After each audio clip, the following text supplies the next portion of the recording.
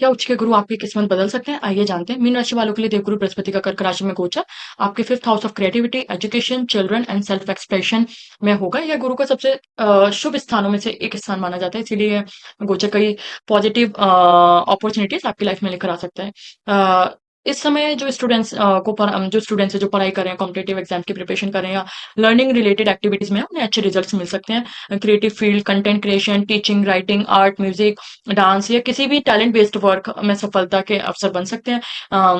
Love affairs में success मिल सकता है। और जो जो आपके जो लव अफेयर्स है उसमें समझ और इमोशनल अटैचमेंट बढ़ सकता है। अगर आप फैमिली प्लानिंग की सोच रहे हैं तो वहाँ वो फैमिली प्लानिंग होने की भी बहुत हद तक संभावना है। अलावा आपका अगर हम देखें तो जुपिटर की जो 5th एस्पेक्ट है आपके 9th हाउस पे पड़ रही है। This is also one of the best placement because this is a ninth house is a house of luck, wisdom and higher learning. तो जिससे क्या होता है कि आपका लक है वो आपके फेवर में रहेगा। हायर एजुकेशन या आप कोई सर्टिफिकेशन या न्यू लर्निंग अपॉर्चुनिटीज या किसी मेंटर के मार्गदर्शन से लाभ मिल सकता है। ये जीवन में कोई नए आप करियर चेंज कर सकते हैं, करियर चेंज करने का आपको अवसर मिल सकता है और लंबी यात्राओं का भी योग बन रहा है।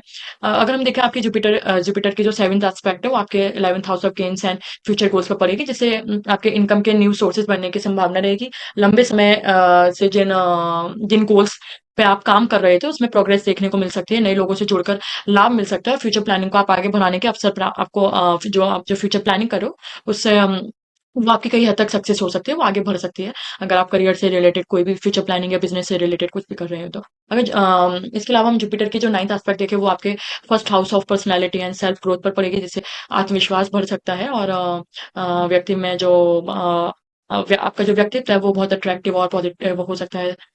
सोसाइटी में आपको रिस्पेक्ट और लोग आपको पसंद कर सकते हैं और कई लोग इस दौरान अपने लाइफ से जो जुड़े हुए बहुत इंपॉर्टेंट डिसीजन है वो भी ले सकते हैं। किन सावधानियों पे को आपको ध्यान में रखना है? लव लाइफ में जरूरत से ज्यादा इमोशनल होने से बचें। किसी भी प्रकार के रिस्की इन्वेस्टमेंट्स या जल्दबाजी में लिए गए फाइनेंशियल डिसीजन से दूरी रखें। दूसरों की समस्याओं को अपने ऊपर लेने की आदत से बचें। साथ ही खान पान और फिटनेस पर ध्यान दें क्योंकि वेट गेन होने की बहुत हद तक संभावना है। Thank you.